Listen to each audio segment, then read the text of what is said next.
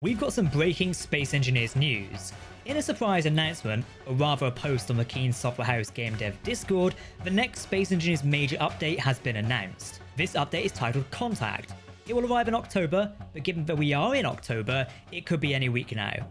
We've previously seen some teasers of this update, which I will discuss in this video. Let's go.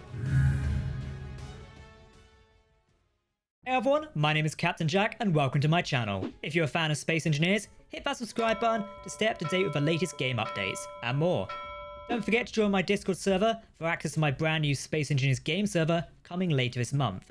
Yes, console players are included. Come join, we'll have more news soon. Okay, so what do we know about the Contact update? Well, it builds on the previous updates of Automatons and Signal. This Contact update will bring new gameplay features, which is an exciting thing to note, as well as new blocks and enhancements to expand the PvE experience in Space Engineers even further. This has been teased by Keen for months now. It's all to do with Prototech, it seems. But what actually is this?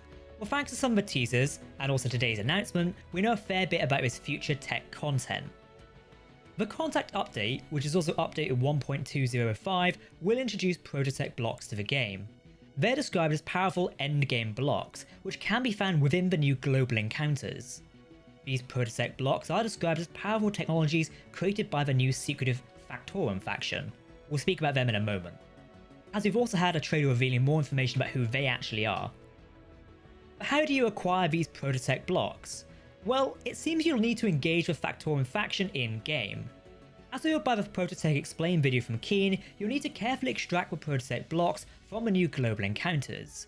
Keep in mind, you cannot grind down blocks like the Prototech refinery. This is because the Prototech blocks contain special components that cannot be reproduced, it seems.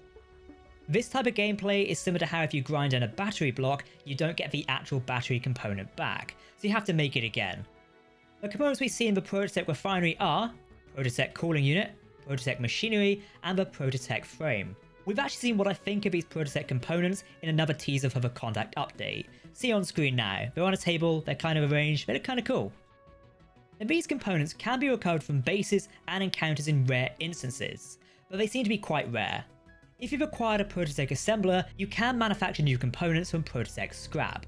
But take note, the Prototech frame component, which is the foundation of every Prototech block, cannot be manufactured. As the Explain video shows, the only way to salvage these Prototech blocks is to pick up the modules themselves. I'm liking this gameplay. It means you can't simply go in and grind a block and earn it. The idea of having to salvage your way through a wrecked ship or space station to recover some of these blocks is kind of super cool. In the teaser video, we see a ship with mag pads attaching itself to the Prototech refinery and extracting it back to the home ship. The engineered players had to detach the refinery by grinding up the floor. Returning to the main ship or base, you'll need to attach it via merge blocks and then conveyors to hook into the system. As a player, perhaps playing on a PvP server or with friends, you'll need to think about how you store these blocks in game. You're going to want to protect them, so are you going to hide them deep within the bowels of the ship, or perhaps a base is hidden on other planets, not your main base?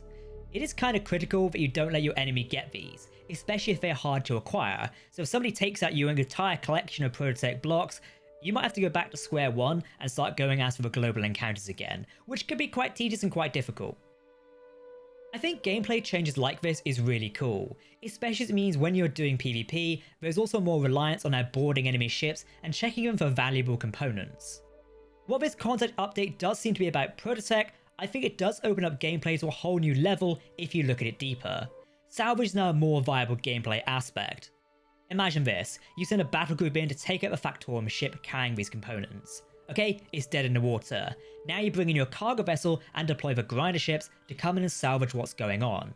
But like I said a moment ago, you need to think about how you store these new blocks, as other factions may want to come looking for them.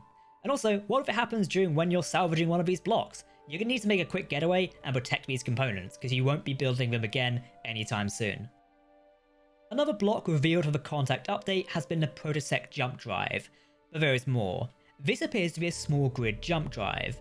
Yes, gone are the days when only your big ships can jump around the system. Now your transports and fighters can do as well. Which is kind of really cool when you think about it. For the last 10 years or so, players have been building some crazy small ship creations. Every week we see some fantastic small grid designs on the Steam and Mod.io workshops. In some ways, this is a welcome change to gameplay. I will say, I don't think we've actually seen the Prototech jump drive just yet. We see the effect it has here when it jumps out, which is kind of really cool, but we don't see the block itself. The Prototech jump drive is available for both large and small grids.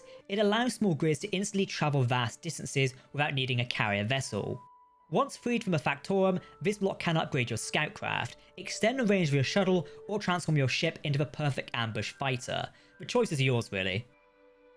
Now, we will need to wait and see how this plays out in the Contact update when it's released. In some ways, I hope this does not make the large grid jump drive obsolete. Perhaps there should be some sort of range limitation on the small grid one, or maybe it's just not as good. Maybe it takes longer to recharge, etc. I feel like there has to be a cutoff. I kind of don't want small grid jump drives jumping as far as large grid ones can do. Perhaps they need to make like more smaller jumps, cool down, then come back or something like that. That could be an idea. I don't really know much about this. We haven't had much revealed about it. So who is a factorum? Have a look at this trailer released by Keen and let me know what you think of it. After a long day of engineering, nothing satisfies your thirst like a fresh Clang Cola. This is a warning.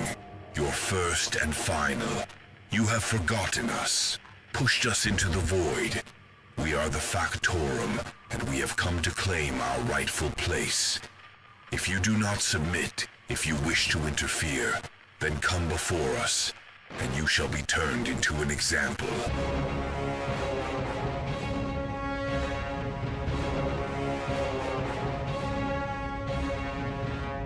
Okay, well they sound cool, right? So what we can make out is there'll be a faction holding the keys, or rather blocks, to Prototech technology. As a player, we'll need to engage them and take their ships on within the Global Encounters PvE game mechanic. It does seem really cool. I can't wait to actually see the types of ships that will be thrown at people. We have previously seen some of these new Global Encounters. There's the asteroid base, which the players seem to attack, and the resources are the Prototech block. We've also seen the ground-based installation, which hints that there'll be Prototech components and that might be stored there. So presumably these will be defended as well, and you can see some defenses on there. Something that will be happening with the Space Engineers content update is that the official game servers will be wiped. These are the servers that Keen hosts for the community. All official servers will undergo a full wipe to ensure smooth performance and apply the latest changes. This means all progress on these servers will be reset. If you're playing on these servers, make sure to get your blueprint saved and maybe organize a last stand battle or something. That'd be kind of cool. Of course, if you want to come play on arguably a better server, then my new one will be online in October, so join my Discord server and check out more information on that. Yes, I can probably reveal now, we'll be hosting a console server as well, so if you're on Xbox and PlayStation, don't worry, we'll have you covered soon, as I don't want to forget you guys. Let me know what you think of that, by the way, and what should we put on it. Okay, that's kind of all the details I have today on the Contact update. It was kind of a big surprise to see this update randomly pop on Discord. I didn't think Keen would reveal anything yet, it's not usually their style. I'm liking the openness and transparency around this update. The article on their website, which I will link down below so you can read yourself, was posted today on the 3rd of October, Space Engineers Contact arriving this October. It is really, really cool, and a big shout out to the Keen team for actually progressing forward with something like this. The Contact update does sound like a big step forward for Space Engineers. As mentioned, we don't know the release dates yet, but of course make sure to hit that subscribe button to stay up to date on the latest Space Engineers news. I'll see you in the next video.